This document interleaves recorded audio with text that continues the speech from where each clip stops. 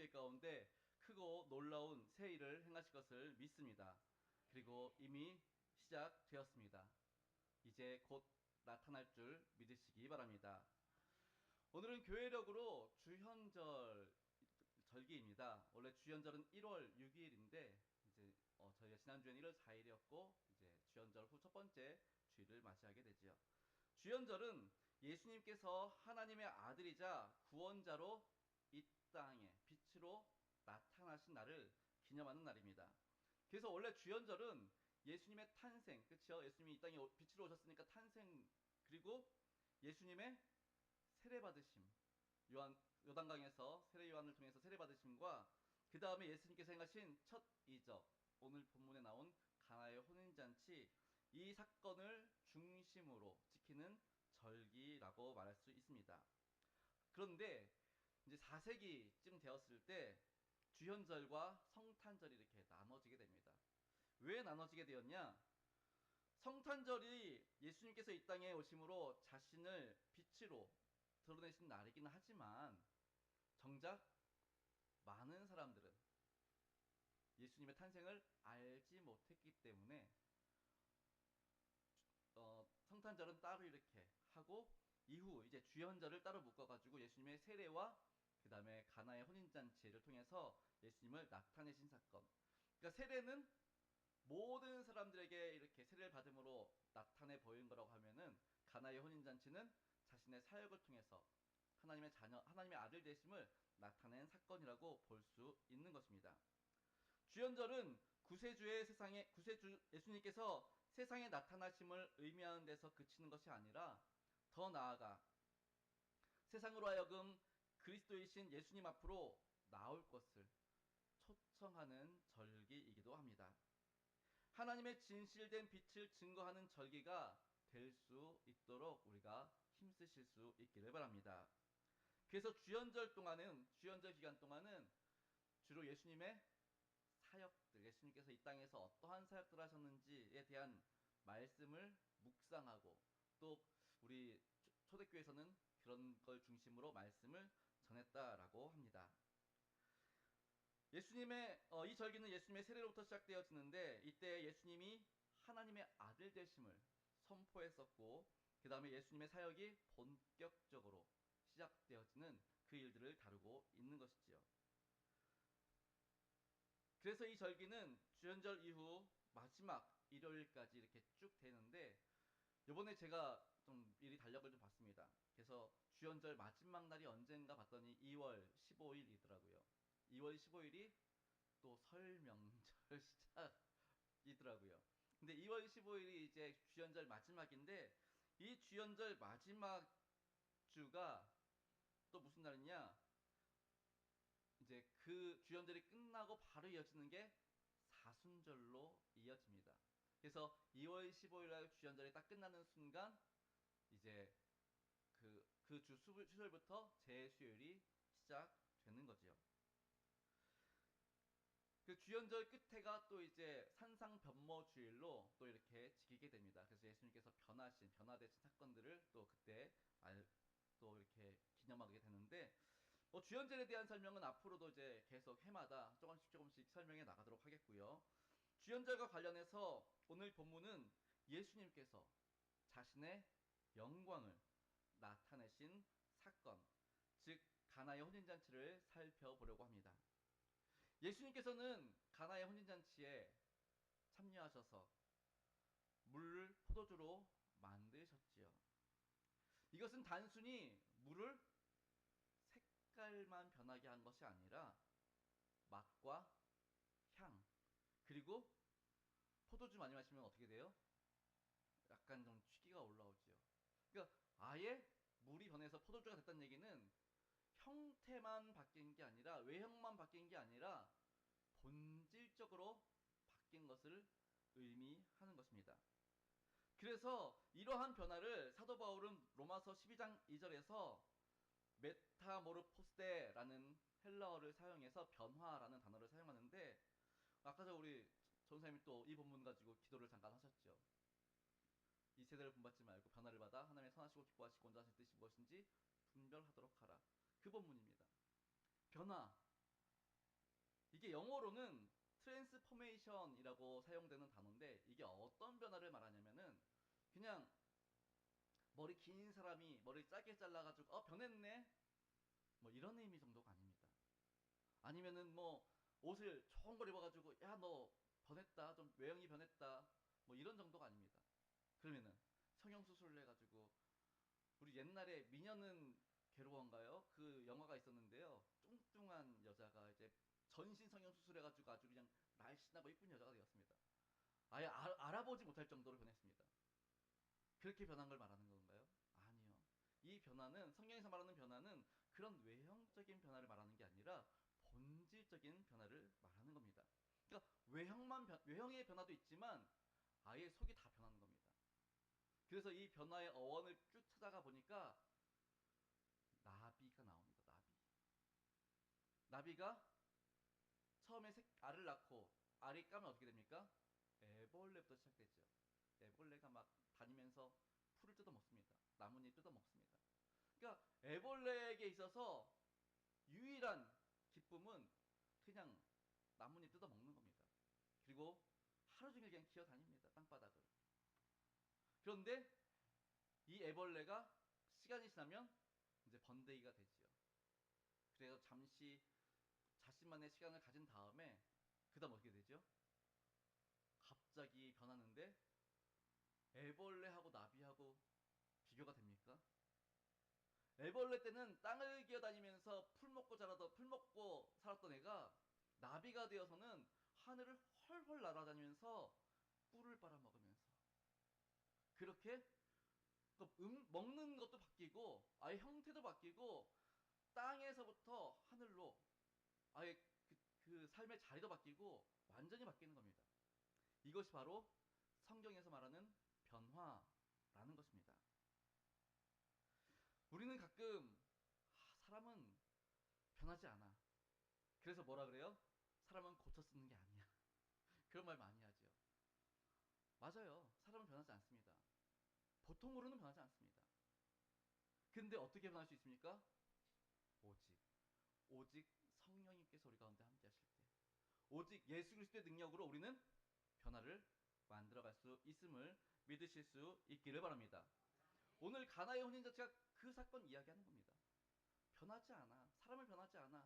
그리고 이 세상도 변하지 않아. 율법도 변하지 않아.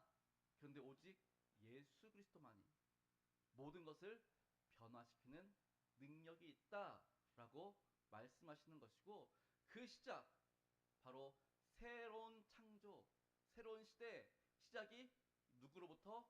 예수 그리스도부터 시작되었다라고 오늘 본문은 우리에게 말씀해 주는 것입니다. 예수님은 그렇게 이 세상을 또 우리의 삶을 그리고 우리가 말하는 불법과 부조리 이 모든 것들을 본질적으로 바꾸실 수 있는 능력이 있는 분이심을 늘 믿음으로 고백하실 수 있기를 바랍니다. 사실 우리는 본질적으로 죄인이지요. 그리고 성경은 말합니다. 너희는 불법을 행하는 자들이야.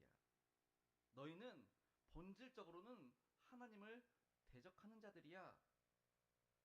그런 우리를 예수님께서 이 땅에 오셔서 당신의 핏값으로 당신의 보혈로 우리를 변화시키십니다.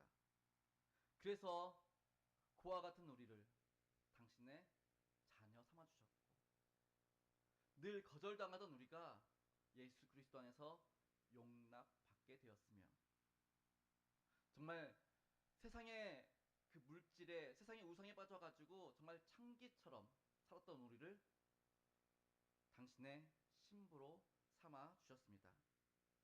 그렇게 저주에서 축복으로 원수에서 연인으로 우리를 변화시켜줬음을 믿으실 수 있기를 바랍니다. 어디서부터 시작됩니까? 오직 예수 그리스도 안에서. 오직 예수 그리스도 안에서 우리는 이러한 놀라운 변화를 맛보게 된다라는 것입니다. 이처럼 예수님은 우리를 변화시키시는 분이시지만 오늘 본문에서 또 한 가지를 더 말하는 것은 예수님은 우리를 본질적으로 물이 포도주로 변한 것처럼 우리를 본질적으로 변화시키시는 분이시지만 동시에 율법보다 더 뛰어나신 분, 세상의 기준보다 더 뛰어나신 분이시다 라고 오늘 요한은 본문에서 이야기하고 있는 것입니다. 사실 생각해 보십시오. 잔치집에 포도주가 떨어졌대요. 그러면은 제일 먼저 해야 되는 게 뭡니까? 가까운 집에 포도주가 있는지 이런 거 알아봐야 되잖아요. 아니, 예수님이 이적을 행하셨어요.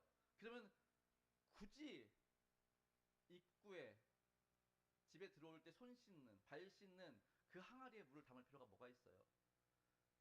포도주 비었으니까 빈통 많을 거 아니에요. 포도주통 많을 거 아니에요.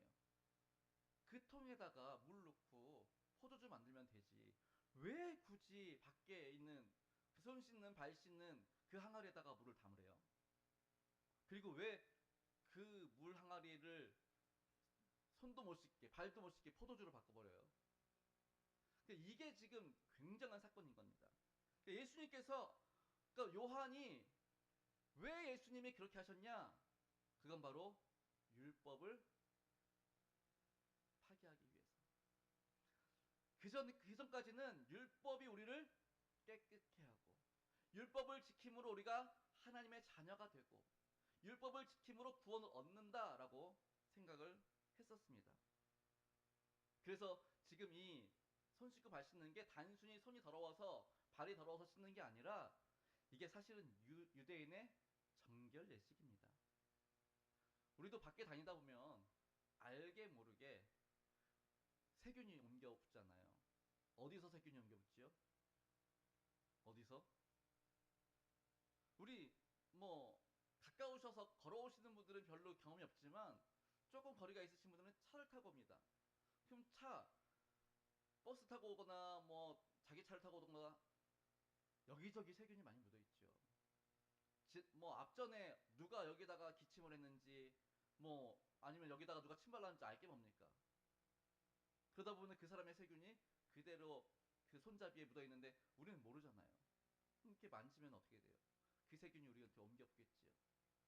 마찬가지로 유대인의 정결례식은 뭐냐? 우리가 길을 다니다 보면 나도 모르게 부정한 사람을 만날 수 있는데 그 사람이 알려주면 좋은데 알려주지 않으면 그 부정함이 어떻게 돼요? 나한테 옮겨오는 거지요. 그러니까 하루 종일 돌아다니면서 부정한 사람들을 얼마나 많이 만났는지는 모르고 그리고 집에 들어오는데 찜찜해. 혹시 내가 부정한 사람과 만나가지고 부정을 입었으면 어떡하지? 그래서 하는 게 정결례식입니다.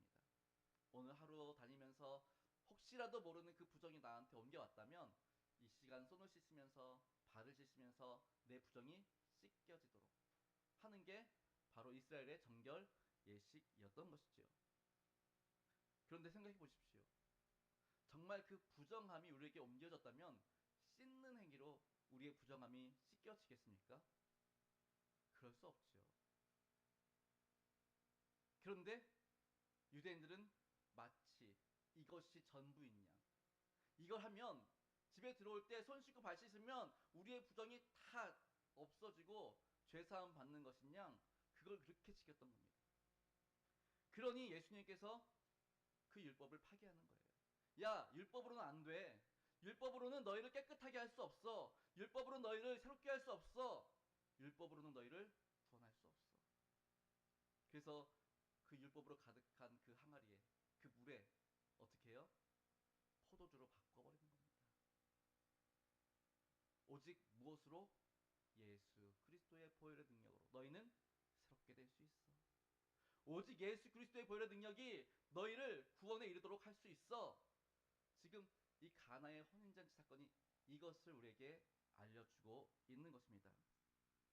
사랑하는 성도 여러분, 오늘날도 많은 사람들은 착한 행위 그리고 뭐 여러 가지 선한 일들 그리고 뭐 놀라운 과학의 발달 이런 걸로 자신의 삶이 더 좋아지고 또 구원에 이를 거라고 착각하는 사람들이 얼마나 많은지 모릅니다.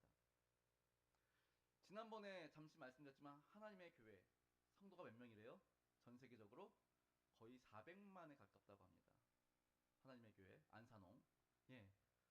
그런데 그들이 제일 많이 하는 행위 선한 일들입니다. 그래가지고 불과 한 10년 전인가요? 막 길거리 가면 현수막에 막 영국에서 영국 왕실의 상을 받았습니다. 막 그런 현수막 막 붙어 있던 걸 본 적이 있습니다. 이단들은 행위를 강조해요. 행위를 통해서 선함을 통해서 구원을 얻는다라고 이야기를 합니다.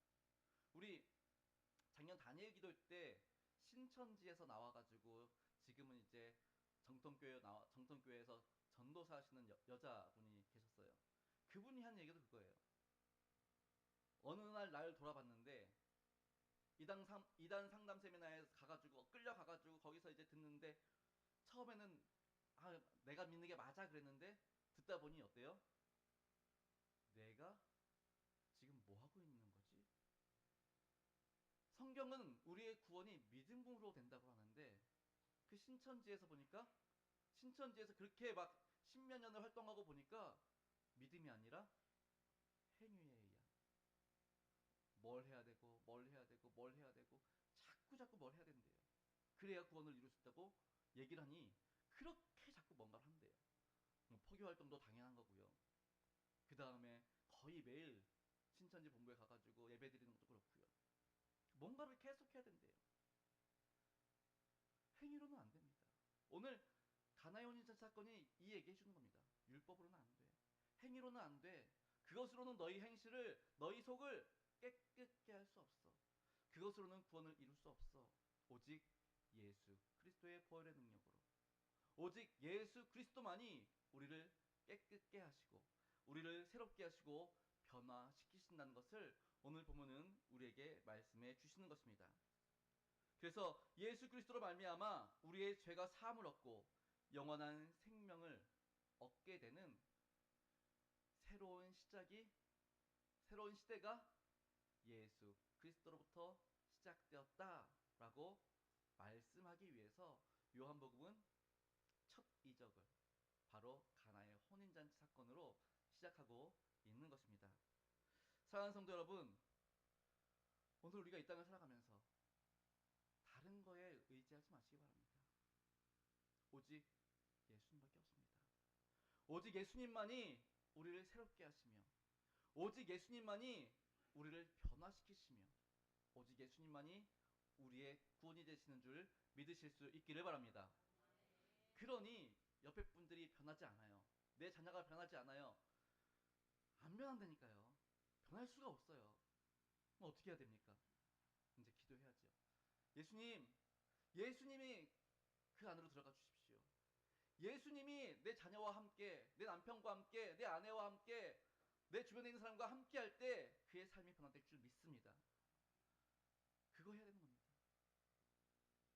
주연절 아까 말씀드렸을 때 예수님이 이 땅에 오신 것도 중요하지만 이제는 어떻게 해야 돼요? 그 빛을 우리가 전해야 할 사명이 있는 겁니다.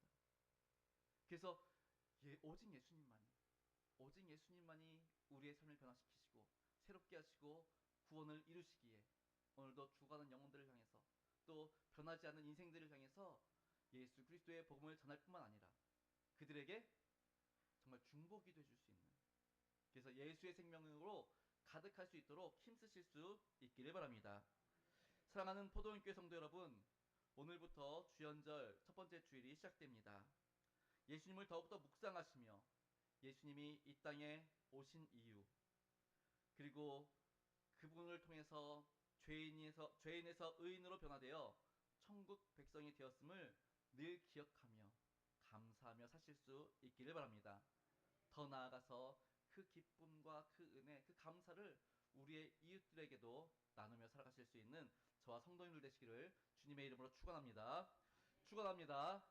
우리 이 시간 아까 결단 기도하시기 전에 우리 아까 그 불렀던 그 찬양 우리 함께 부르도록 하겠습니다. 큰 길을 만드시는 주 당연히 모르실 겁니다. 그래서 우리